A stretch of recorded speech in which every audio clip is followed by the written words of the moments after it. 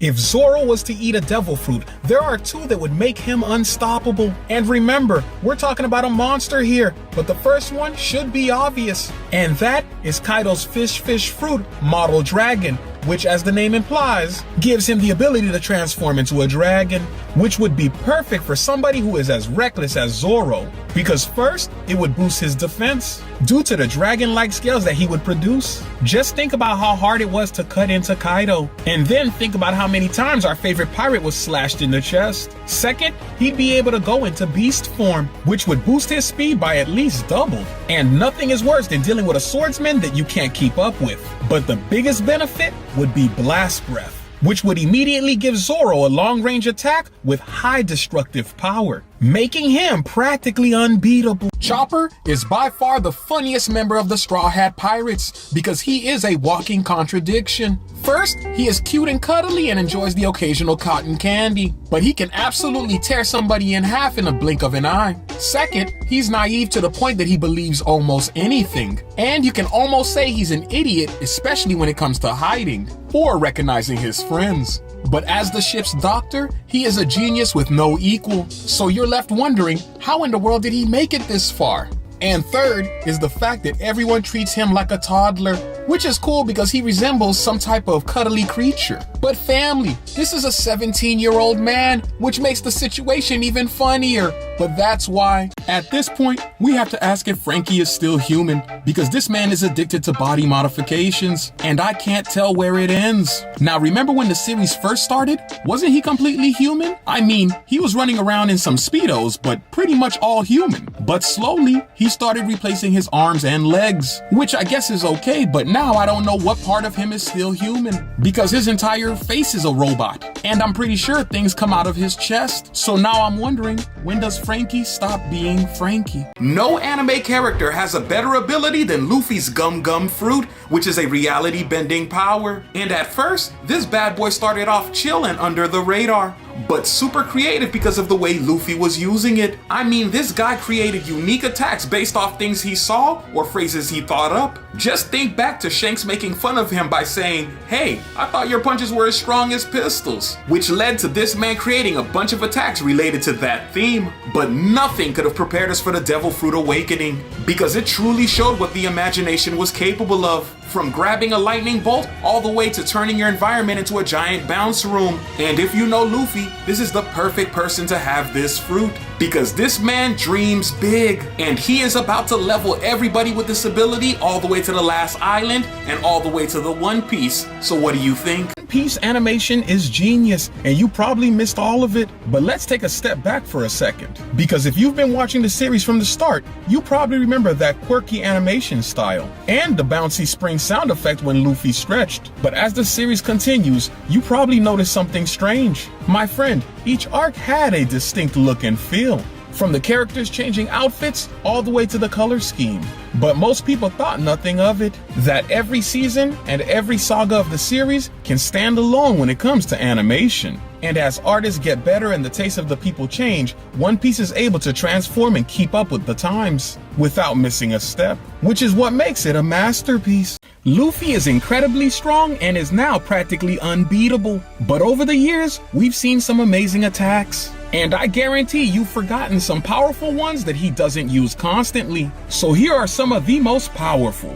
First, we have one of my favorites, which is Gum Rifle, which requires him to twist his rubber arms while coiling them, delivering an attack that leaves most villains spinning on impact. And I'm disappointed he doesn't use it more often because it's highly effective and funny to see. Second is the highly slept on Jet Pistol, and I'll admit, this is one of the most exciting ones when it first debuted, because he had just unleashed his second gear, and we had no idea that every punch was going to be this fast. I mean, if you blink for half a second, you miss it. And this is something that devastated villains over and over, which means this is an attack you didn't want anything to do with.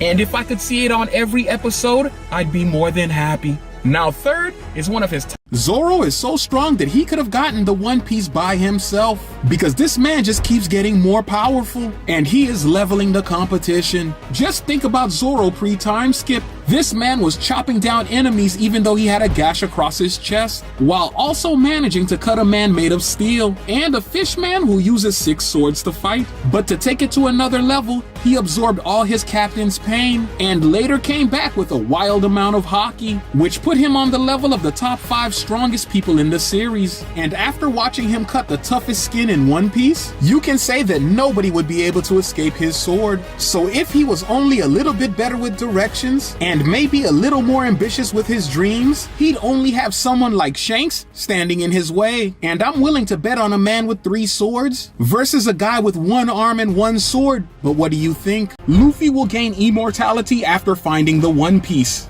but the price will bring every fan to tears, even though we've been watching Luffy cut his lifespan over and over by using his most common technique, which is crazy. But for him to achieve eternal life, a few things are going to have to happen, and one of them is getting past Blackbeard, who is becoming absolutely overpowered, which is bad because he knows about this life-expanding technique also. However, Luffy is one step ahead of him, because he has spent this entire series making friends out of his enemies, and none more important than Captain Law, who has a devil fruit that allows him to do surgery anywhere he pleases as long as the person is in his bubble. But the secret crowning jewel of his power is Perennial Youth Operation, which ends his life and grants our favorite pirate eternal youth. If you eat a devil fruit, you will lose your ability to swim and drown. But what happens if a fishman eats one? Well, there are 2 characters in One Piece that put that to the test. First, being Vander Dicken, who ate the Mark fruit, which gives him the ability to mark his opponent and hit them with 100% accuracy. But as you can see, this expert swimmer has to spend the rest of his life living in a bubble, because even though he won't drown due to his gills, he's still going to sink. But the second fishman is even more interesting, and that is Jack, who is part of Kaido's crew. And he ate the ancient mammoth fruit, which allows him to become a mammoth like the name implies. And sadly, because of this power, this great swimmer will forever have to avoid the ocean. So would you still eat one? Is Zoro stronger than Law? Well, the answer might surprise you. But first, we have to acknowledge that both of them are swordsmen, which kinda makes Law more of a Zoro villain than a Luffy.